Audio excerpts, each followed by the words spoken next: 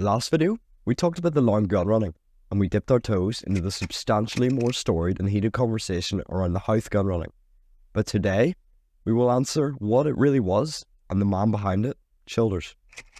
The Howth Gun Running, the direct nationalist response to the Larne Gun Running, was not, as many will lead you to believe, indicative of an armed Irish response to British rule. In fact, the Howth operation was carried out by an Irish volunteer force that was still for the most part loyal to the ideas of Redmond and the moderate Irish Parliamentary Party, who advocated Home Rule. The gun running, in fact, can only be seen as a very blatant threat towards the Northern UVF, as ironically, if civil war is to break out over Home Rule, the Irish volunteers would potentially be the group fighting for the wishes of the Crown. The gun running was a small-time operation, a handful of men and women, on a small personal yacht named the Asgard. They bought 900 Mauser 1871s, which were black powder needle guns, woefully outdated at the time, smuggled them into Ireland in the open day. The story of the gun running isn't the focus of today. If you wish to know more, I'll leave a link to some further reading on the interesting story of the gun running itself. But hang on, was there something more sinister to the gun running? Was the simple nationalist response, or a purposeful move by the British authorities? The Howth Gun Running was no easy task and had a verifiable army of organisers. But let's focus on two in particular, Erskine Childers and his compatriot Gordon Shepherd. These two men, in particular, are interesting figures to focus on, simply because they go against the modern perception of the Irish cause. Erskine Childers, the better known of the two, was a veteran of the Boer War and a writer. What makes him strange, though, was his earlier support for the British Empire in its entirety. Such a drastic turnaround in what was only a matter of a decade from his previous die-hard loyalist stance into a leading Irish Republican figure, especially during the Civil War where he sided with Collins and the anti-treaty forces. This is made even stranger by his connections, unlike the countless estranged Irish-turned-English gentry and nobility who had inevitably turned back towards the Irish roots throughout history. Such as the infamous Hugh O'Neill, Childers had no such history.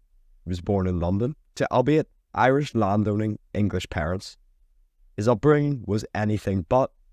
His parents' death led to a unionist upbringing on his parents' land in Ireland, which purportedly embedded within him a deep sense of love for Ireland and was his first move towards the Irish Republican cause, at least from the perspective of the Protestant gentry, according to his later biographer. He would move back to England for school at the age of only 10 years old, later studying law at the University of Cambridge. Despite his reported poor debating skills, he nonetheless excelled in his final years after a mediocre beginning. After his final year at Cambridge, in the late 19th century, he became a junior clerk in the House of Commons, a small but important step in his political ascendancy. Despite his apparent thoughts in early life of a romanticised Ireland and the Protestant ascendancy, by this time he was still a firm believer in the Crown, and he signed up to fight in the Boer War. Nothing remarkable, as the boarding school he had attended at the age of 10 years old, Haileybury College, was one of a certain number of English schools specifically designed to groom boys for imperial service. In his 4th month in South Africa, he was evacuated from the front, suffering from acute trench foot. On his way, he reportedly met a unit of his countrymen, who claims to have been loyal imperial soldiers from Cork, with, and I quote, no wish to agitate for Home Rule, something he himself would do only a decade and a half later. But Erskine Childers in another life could be written off. Wolftown, Henry Grant, Protestant of questionable descent who turns their back on their people to fight for Ireland. But he wasn't. Even to this day, there are countless questions placed on his loyalty. Accusations ranging from the belief that he was a simple turncoat who fed information to his friends in Parliament, to the not baseless claim that he was some sort of super spy who purposely set up the Howth Gun Running as an inflammatory event to create a justification for a British response.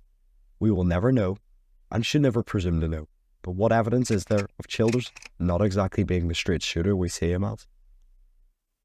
Childers had with him a man of great importance in the years to come, the aforementioned Gordon Shepherd. Gordon Shepherd was the man who accompanied him on the daring mission on the Asgard. Close friend of Childers, Shepherd, who would die in 1917, was a British aviator, but he was also the youngest brigadier general in the army. He was no small fry, and if it was ever uncovered, even despite the Liberal government's sympathies, he would certainly have been reprimanded or even discharged from the army. It does not help his case either that in 1912, Shepherd was arrested in Germany, briefly imprisoned for taking photographs of the harbour at Emden in Germany. Before this, he had been actively supplying the British Admiralty with intelligence. These events are the making of a spy, not the best friend of a Republican martyr. In one of his books, The Riddle of the Sands, in an almost hilariously on-the-nose manner, he writes of a spy who infiltrates an enemy organisation and purposely pushes them to hardline positions with the sole purpose of giving his own side the opportunity to attack with justification. Collins himself, his later compatriot, reportedly, although the interviewer Hayden Talbot can have overstated trustworthiness, claims that Collins, at least in some sense, saw the Howth Gun Run, even if not a British state operation, as serving the interests of the Crown. It is important to note, however, that when Collins is saying this, himself and the Crown are diametrically opposed. A drastically different political scenario to the one Childers himself was working under. The Asgard may have actually been on a state-sanctioned voyage. Churchill later claimed the Asgard had navigated what constituted, and I quote, incomparably the greatest assemblage of naval power ever witnessed in the history of the world, end quote. Man Churchill could never seem to make his mind up on Childers. For one, he called him a murderous renegade, but after Childers' death would call him a great patriot. The British state neither were at odds with his position in the Volunteers. When war broke out, he was brought into Royal Naval Intelligence, and again, in an almost comical twist, they sent his call-up papers to the Irish Volunteers in Dublin. The British state was clearly aware of his allegiance. But these accusations only make sense with a modern political outlook, surely. If these acts had occurred in 1970s Belfast, or even 1919 Ireland, you'd be a traitor. You'd be an agent of the state. But the simple fact of the matter was that at this time, Irish nationalism was practically a liberal government policy and was in no way opposed to the Crown. It's important to note that actually, many of the Liberal government of the time had no negative opinion. They even endorsed the arming of the Volunteers, while Lloyd George, Asquith and Churchill themselves could never seem to make up their mind on Home Rule. The party itself was in favour. The government had more reason to be at odds with the UVF than the IVF. It's entirely possible the gun running could be both a state-endorsed action and a nationalist response. Secondly, the accusations levied at Shepherd specifically are just unfair. He was a firebrand. He was a political radical. It's possible that despite his position in the British system, he took part in the gun running of his own volition, be it for the thrill or a genuine belief in the Irish cause. In fact, even his spying efforts for the British can be called into question. There is at least circumstantial evidence that, in fact, his spying after his arrest in Germany in 1912 was almost entirely freelance and was actually completely discouraged and unwanted by the British. Childers himself would personally disagree with the cynical view of the man. He was a romantic. It was entirely in the parameters of his personality to make this journey. Luckily, his wild ride from imperialist to Home Rule liberal to Republican is nearly entirely traceable through a paper trail, and Childers was of a singular spirit. He was even referred to as the Lawrence of Arabia of Ireland, owing to his deeply moralistic personality. Much like Lawrence, who, a British imperialist, took great issue with the British means, Childers' first moves towards becoming a dissident can be seen in the Boer War, when he protested against the British methods and the British concentration camps. By the time of his execution, Childers was practically unrecognisable. Through and through Irish Republican he was, servant of the Crown he was not. In fact, his later allegiances were so potent that his son, the future President of Ireland, Erskine Jr., wrote Field General of the Irish Republican Army when asked of his father's occupation on the Cambridge admission slip, the university his father attended. It would be insulting to Childers' memory to assume he was anything but the most ardent of Republicans at the end of his life. The period of Home Rule can be a difficult and straining time for many Irish nationalists and Republicans to look back on.